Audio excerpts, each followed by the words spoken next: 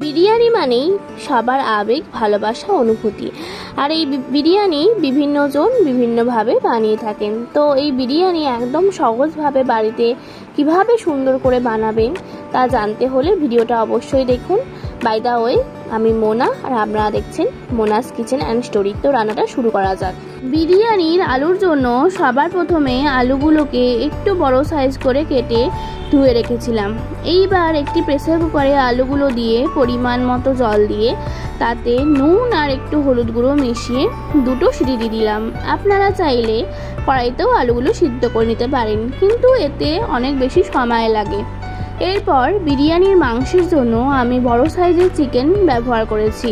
সেগুলোকে আমি ভালো করে ধুয়ে তাতে শুধু মাত্র একটু নুন আর লেবুর রস মাখিয়ে ম্যারিনেট করে রেখে দেব 45 মিনিট।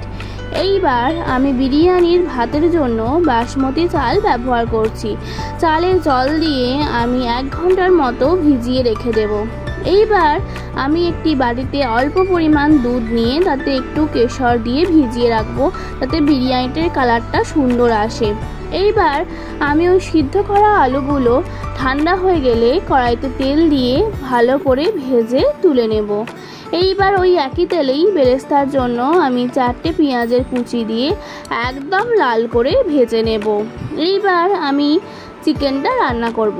সবার প্রথমে আমি চিকেনটাকে ভেজে নেব। চিকেনটা আগে ভেজে নিলে বড় সাইজের চিকেনগুলো পরে সিদ্ধ হতে একদমই বেশি টাইম লাগবে না কিন্তু।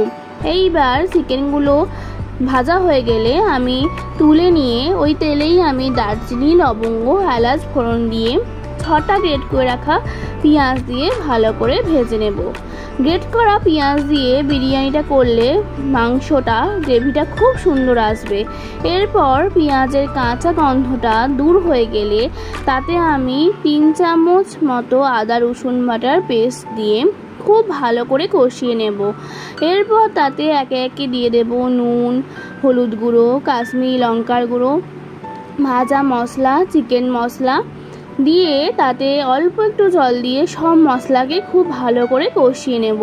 তারপর তাতে ভেজে রাখা চিকেনের টুকরোগুলো দিয়ে ভালো করে মশলার সাথে মিশিয়ে ঈষৎ উষ্ণ গরম জল অ্যাড করে মিডিয়াম ফ্লেমে ঢাকা দিয়ে 10 মিনিট রেখে দেব। 10 মিনিট পর দেখবেন যে চিকেন সিদ্ধ হয়ে যাবে। এরপর তার সাথে ওই ভেজে রাখা আলুগুলো একটু মিশিয়ে দেব আর দেব 1 চামচ মতো বিরিয়ানি মশলা, 1 সিপি কেওড়া ও গোলাপ জল আর একটু গরম মশলার গুঁড়ো দিয়ে খুব ভালো করে সব কিছু মিশিয়ে দেব। ব্যাস, বিরিয়ানির জন্য চিকেন আমার রেডি। চিকেনের টেস্ট যত ভালো হবে বিরিয়ানিও কিন্তু তত টেস্টি হবে। এইবার 1 ঘন্টা পর আমি বিরিয়ানির চালের জলটা ফেলে দিয়ে দুবার ধুয়ে নেব। খুব বেশি চাল ধোয়া দরকার নেই, তাহলে চালের যে গন্ধটা সেটা দূর হয়ে যাবে, সুন্দর গন্ধটাই নষ্ট হয়ে যাবে। এইবার আমি একটি হাঁড়িতে একটু বেশি পরিমাণ জল দিয়ে তাতে আমি পরিমাণ মতো নুন অ্যাড করব। নুনটা আমি একবারই দেব, তাই একটু বেশি পরিমাণেই দিয়ে দেব। আর দেব তেজপাতা, দারচিনি, লবঙ্গ, এলাচ আর একটু রিফাইন অয়েল। রিফাইন অয়েলটা দিলে ভাতগুলো একে অপরের সাথে জড়িয়ে যাবে না। এরপর তাতে ধুয়ে রাখা চালগুলো তুলে দেব, দিয়ে 80% মতো ভাতটা আমি সিদ্ধ করে নেব। খুব বেশি সিদ্ধ করলে যেহেতু পরে আবার বিরিয়ানিটা দমে থাকবে, তাই ভাতগুলো পরে জড়িয়ে যাবে। তাই আমি ভাতগুলো তুলে নিয়ে এবার একটি বড় সাইজের পাত্রে বা গামলায় ভাতগুলো স্প্রেড করে দিয়ে প্রায় 15 মিনিট পাখার তলায় ঠান্ডা করে নেব। এইভাবে ঠান্ডা করে নিলে বিরিয়ানির চালগুলো পুরো ঝরঝরে হয়ে যাবে। এরপর একটি হাঁড়ির তলায় আমি ঘি মাখিয়ে নেব। তারপর তাতে 1 লেয়ার ভাত ছড়িয়ে দেব। তারপর তাতে একটু বেরেস্তা ছড়িয়ে দেব।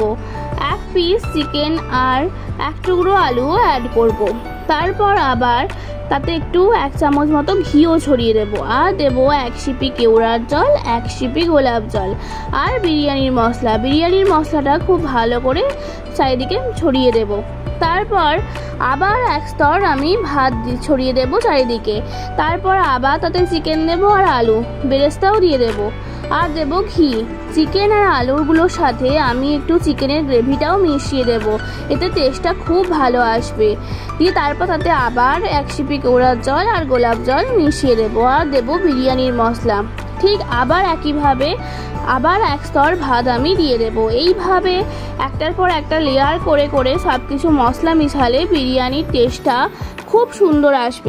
এইভাবে আপনারা স্তরে স্তরে করে নেবেন বিরিয়ানিটা, তাতে বিরিয়ানিতে সব মশলাগুলো সমানভাবে স্প্রেড হবে আর খুব সুন্দর খেতে হবে।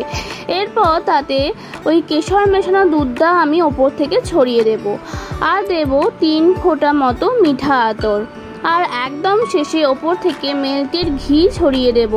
দিয়ে এরপর ঢাকা দিয়ে বিরিয়ানির ওই যে হাঁড়ির ফুটোটা আছে সেটা আমি আটা দিয়ে সিল করে দেব, আর গাগুলো আমি একটু আটা দিয়ে সিল করে দেব, এতে বিরিয়ানির গন্ধটা বাইরে বেরিয়ে যাওয়ার সম্ভাবনা থাকবে না। দিয়ে একদম গ্যাসের ফ্লেমটাকে লোতে রেখে 30 মিনিট দমে বসিয়ে দেব। 30 মিনিট পর আটাগুলো খুলে দিয়ে একটু হালকা করে সব কিছুকে নিচ আর ওপর করে একটু মিশিয়ে দেব। এইবার এক একটি পাত্রে আমি সার্ভ করব আলু আর মাংস দিয়ে বিরিয়ানিকে। রান্নাটা কেমন লাগলো অবশ্যই কমেন্টে জানাবেন, আর ভালো লাগলে লাইক আর সাবস্ক্রাইব করে দিয়ে যাওয়ার অনুরোধ রইল। এরকমই নিত্য নতুন রেসিপির আপডেট পেতে আপনারা চ্যানেলটা সাবস্ক্রাইব করে বেল আইকনটা প্রেস করে রাখবেন। Thank you.